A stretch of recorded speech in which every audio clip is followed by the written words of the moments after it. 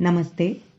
DNP arts and commerce college ડીસામાં વર્ષોથી NSS unit દ્વારા સુંદર પ્રવૃત્તિઓ થાય છે, જેમાં ઉત્તરોત્તર વિકાસ થતો રહ્યો છે. વર્ષ 2023-24 દરમિયાન પણ એનએસએસ યુનિટ દ્વારા વિવિધ સેવાકીય, સામાજિક અને સાંસ્કૃતિક પ્રવૃત્તિઓ થતી રહી છે, જેની આછેરી ઝલક અહીં પ્રસ્તુત છે. વિશ્વ પર્યાવરણ દિન અંતર્ગત તારીખ 5 જૂન 2023ના રોજ એનએસએસના સ્વયંસેવકોએ પોતાના ગામમાં ઘર આંગણે વૃક્ષારોપણ કર્યું. 17 જૂનના રોજ રાષ્ટ્રીય સેવા યોજના તેમજ રમતગમત વિભાગના સંયુક્ત ઉપક્રમે આયોજિત સૂર્ય નમસ્કારનો કાર્યક્રમ યોજાયો. 20 જૂનના રોજ વૃક્ષારોપણની પૂર્વ તૈયારી સ્વરૂપે કોલેજ સંકુલની સફાઈ કરવામાં આવી. 21 જૂનના રોજ એનએસએસ વિભાગ તથા રમતગમત વિભાગના સંયુક્ત ઉપક્રમે આંતરરાષ્ટ્રીય યોગ દિવસની ઉજવણી કરવામાં આવી.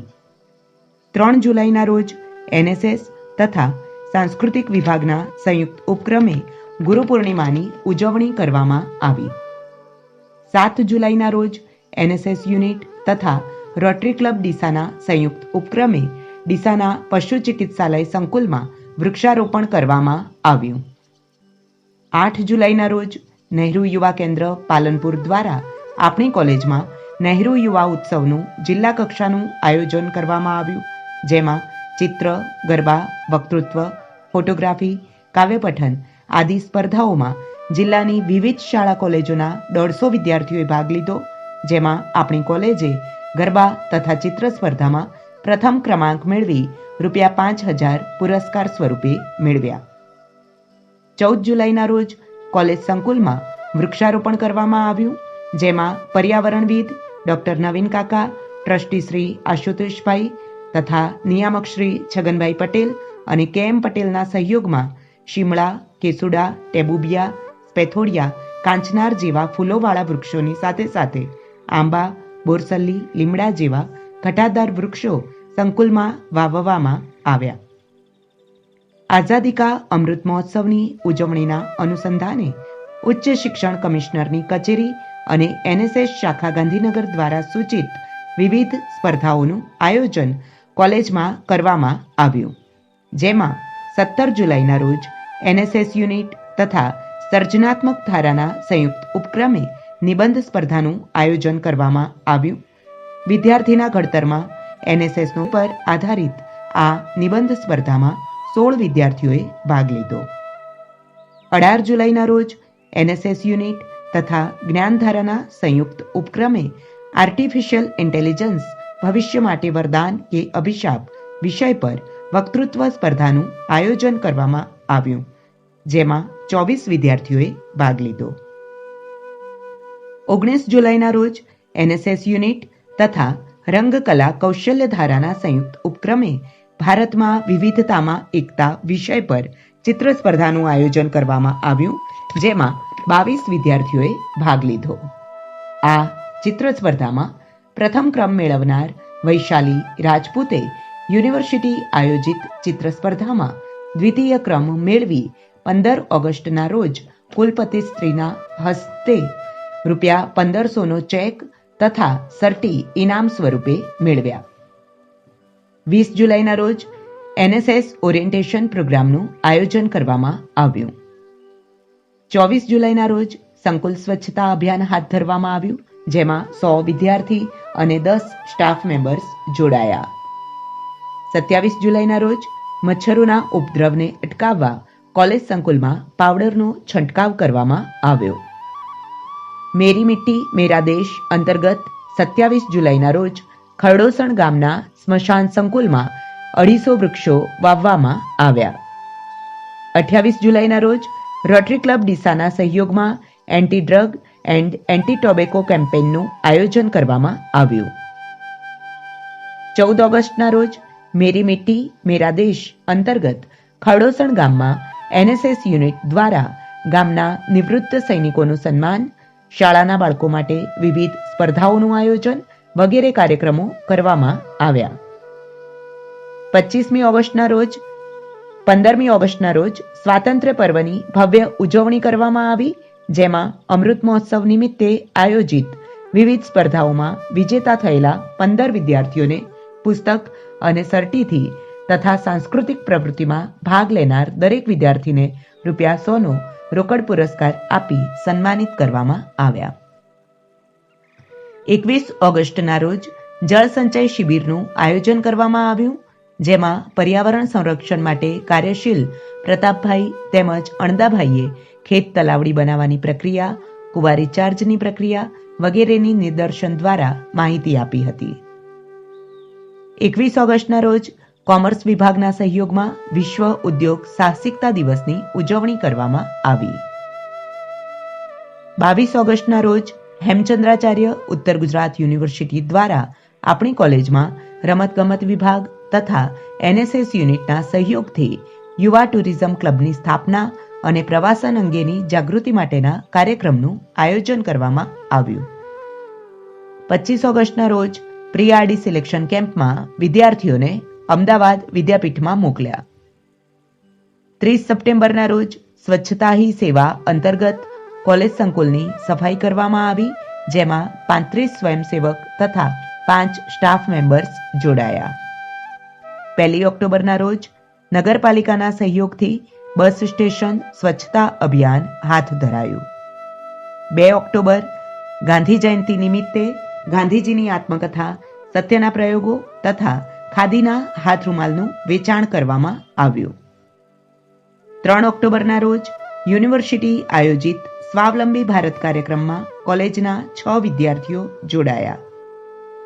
25 ઓક્ટોબરના રોજ ભારત સરકાર દ્વારા ચાલી રહેલ સ્વચ્છતા અભિયાનના અનુસંધાને નગરપાલિકાના સહયોગથી કોલેજથી દીપક હોટલ સુધીના રોડની સફાઈ કરવામાં આવી.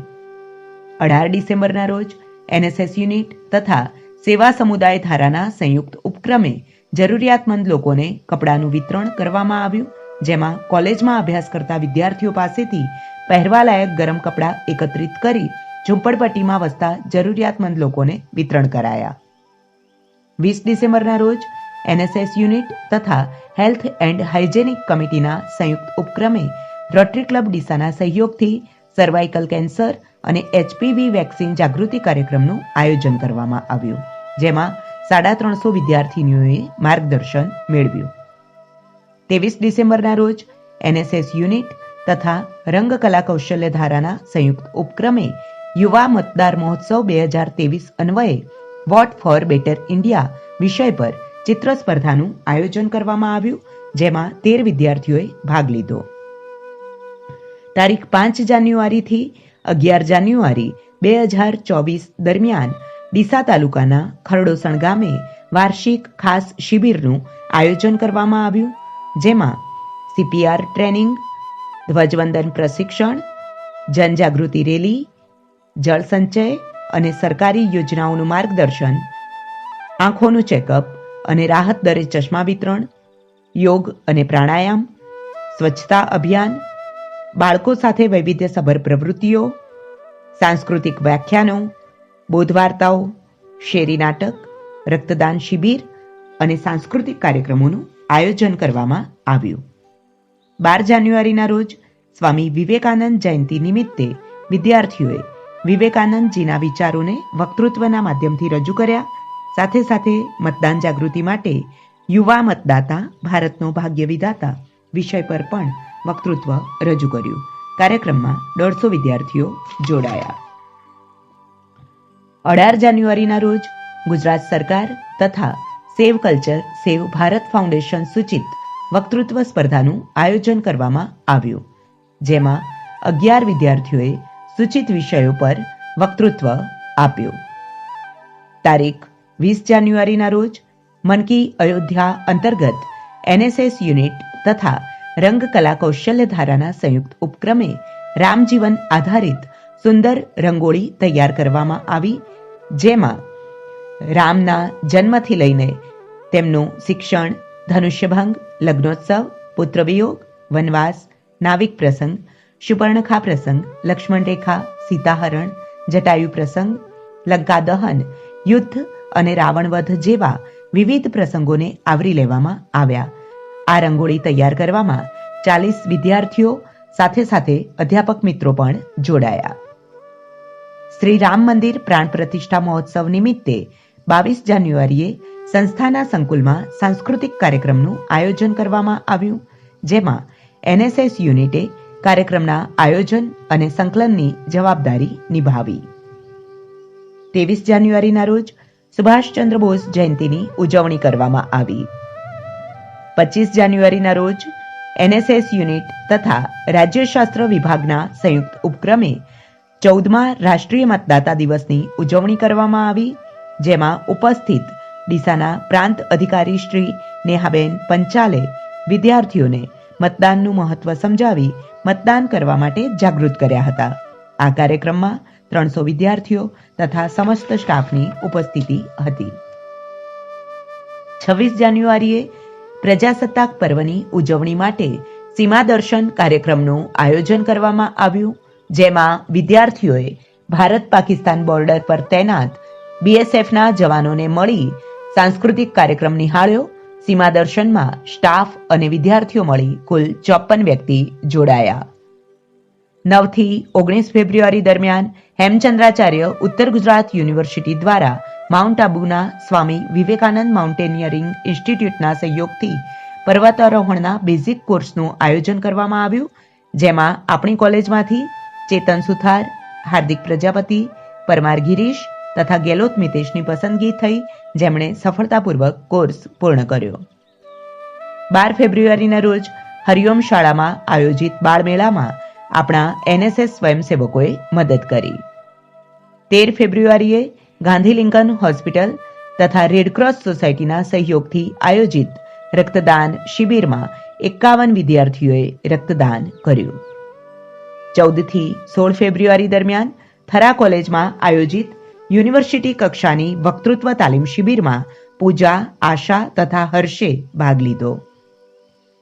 17 થી 18 ફેબ્રુઆરી તરબ મુકામે વાળીનાથ મંદિર પ્રાણ પ્રતિષ્ઠા મહોત્સવમાં સેવાકીય પ્રવૃત્તિ માટે ભગવાન, આશા તથા વસંત જોડાયા.